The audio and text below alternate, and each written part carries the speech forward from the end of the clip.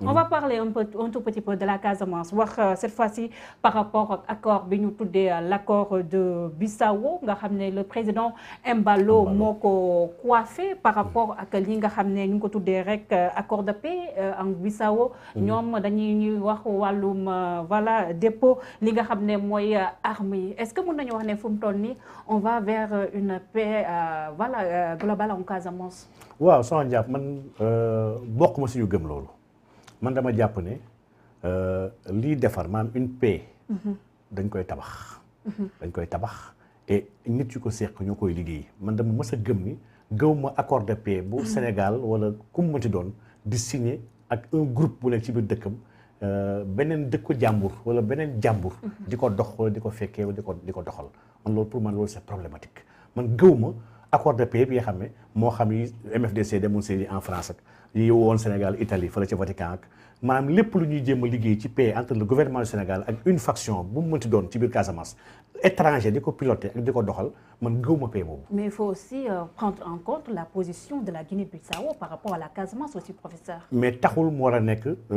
l'instigateur wala celui qui va négocier une paix entre ñun ñi nga xam ne ñun ñoo bokk benn dëkk man dama gëm ni di nga jàpp defar jàmm si biir dëkk taxawaay la melokaan la jëf la aujourd'hui la Casamance régime Abdou Diouf moo yàqati bu baax a baax cette rébellion là Abdoulaye ñëw wax ju bër la ci def ci tus xanaa jéem a xool nu mu génnee ay nit jox leen xaalis Abdoulaye moom jàpp na lépp xaalis a koy réglé donc aujourd'hui lii c'est un débat sérieux bu ñu war a am man na dama gis ne damay jox exemple ku mel ni Sonko c'était porté volontaire ne état Sénégal na ko mandaté officiellement pour mu régler problème mu Casamance Ahmed Khalifa feelu woon na ko ci sax ci wàllu go Ahmed Khalifa sama xarit bi donc entre parenthèses nag nit la bi nga xam ne am na taxawaay yu mu am ci man jamono may nekk fay Rebeuss taxawaay xam ne rafetlu naa ko trop wax dëgg yàlla il n'était pas obligé moo xam yónnee ma lekk même bu dee lekk bi soxlawu ma ko woon wala mu yónnee ma sax avocat il m'a envoyé son avocat pour taxaw ma donte fekk amoon naa 4 avocats moo tax je n'ai pas accepté waaye nag jëf ji rafet na te taxawaay bi tamit rafet na terewul nag su taxawatee wax lu noonu ci diine bi naa taxaw ne ko lii du fi am mais léegi ay copain ngeen non ñun amuñu copain ci dëgg sama jàpp dëgg moom jëga dëgg macha allah luñ naan walaw kaana murran même bu dee même bu ñuy dee même suñu ay askan dëgg duñ ci naxasaay duñ ci naxante wax dëgg yàlla waaye nag duñuy saluer la waaye pour dire que rek am na ay volonté yoo xam ne am nañ taxawaay jàpp ni ñoom suñu leen joxoon dossier boobu ni jéem ci dox ay jéego pourquoi Sénégal lu utiliser toutes ces armes là pourquoi du instrument du jël moo xam l'opposition moo xam les familles religieuses jamono yi weesu gis nga ku mel ni Cheikh Mahi Ibrahim Niass dem ba fële Soudan ñu koy solliciter pour muy jéem a dox ay mbiru paix diggante ay peuples yu nekk fële Soudan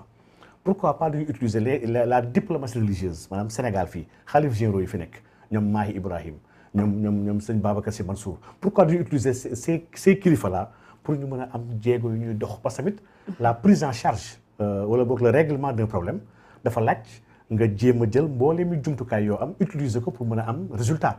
donc on a une diplomatie religieuse qui est là on a des religieux qui sont très écoutés on a la Casamance le bois sacré on a le roi d'Oussouye on a des autorités yoo xam ne wax dëgg on a l'église ñun ñëpp pour man on doit les mettre à contribution débat bu sérieux pour jéem a régler xam nga nag Sénégal néew nañuy jéem a régler un problème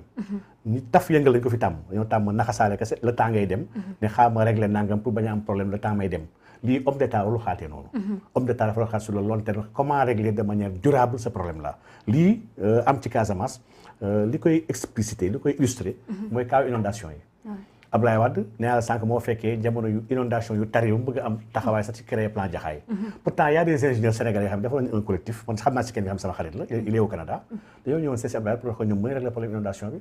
et il leur fallait moins de 1000 milliards fàtt naa exactement nombre bi xamatuma ñaata la mais 1000 milliards pour régler problème inondation yi définitivement Sénégal du amati xam nga du leen tontu leen man élection laa jëm dama soxla lu ñuy gis maanaam investissement ci suuf vraiment awma temps def ko ay milliards yu bëri yooyu du ñuy gis laa bëgg defar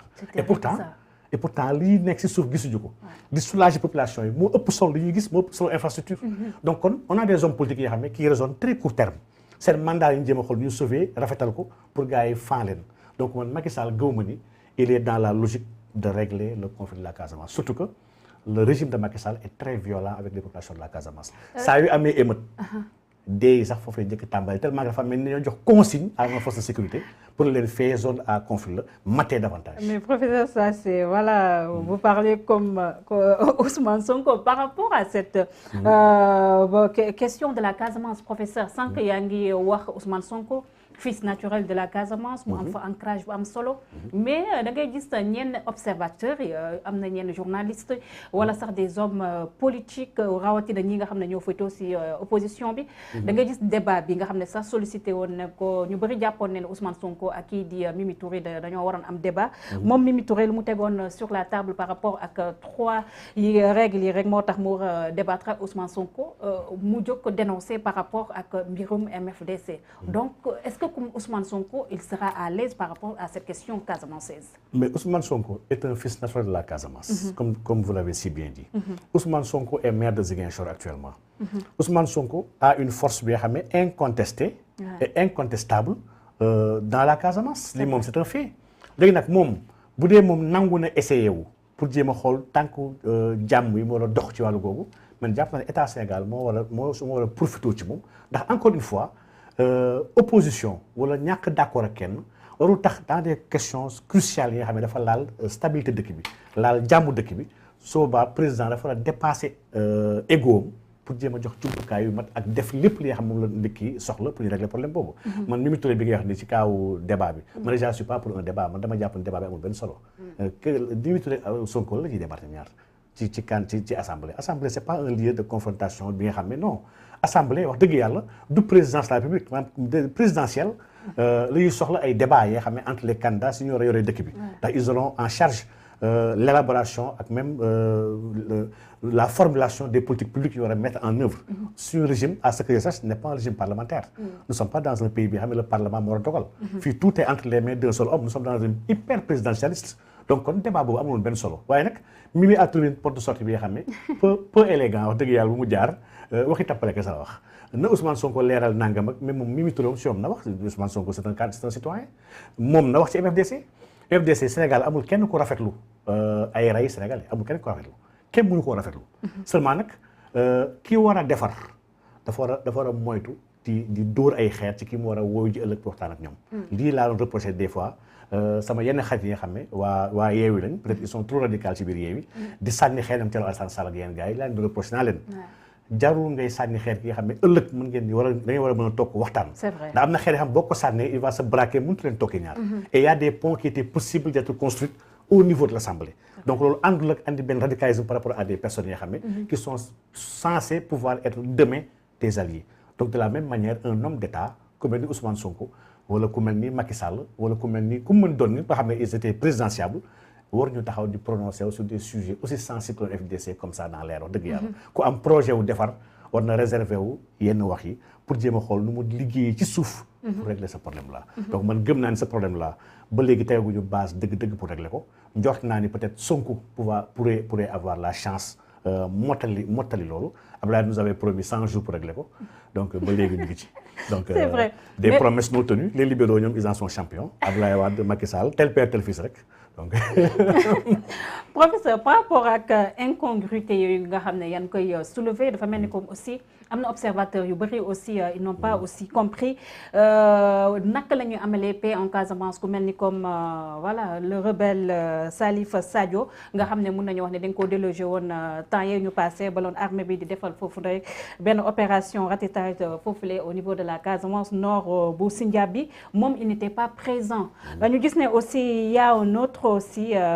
ñu koy dippee César Atoumba Badiane nga xam ne ils étaient mu ngi newoon foofu aussi si table négociation yi moom nga xam ne fu mu toll nii mun nañu wax ne juridiction sénégalaise yëpp dañ ko tëj à perpétuer par rapport ak l'affaire tuerie Boffa Bayotte bi voilà moom waaw Salif Sadio moo si kan mooy ki gars yi demoon si këram fekk fa ay fer non Salif Sadio moo nekkoon le gars bi nga xam ne moo teewoon militaire yi moom la gars yi fekk ay fer ci kii yoom xam nga kooku du combattant mais sama jàpp xam nga ce qui a lieu de ñu war a bàyyi xel mooy le conflit en Casamance est assez hétérodoxe wax dëgg yàlla du benn faction kese maanaam état Sénégal nekkul di wax ak kenn kese amul benn interlocuteur. c'est vrai état Sénégal dafa am ay faction yaa xam ne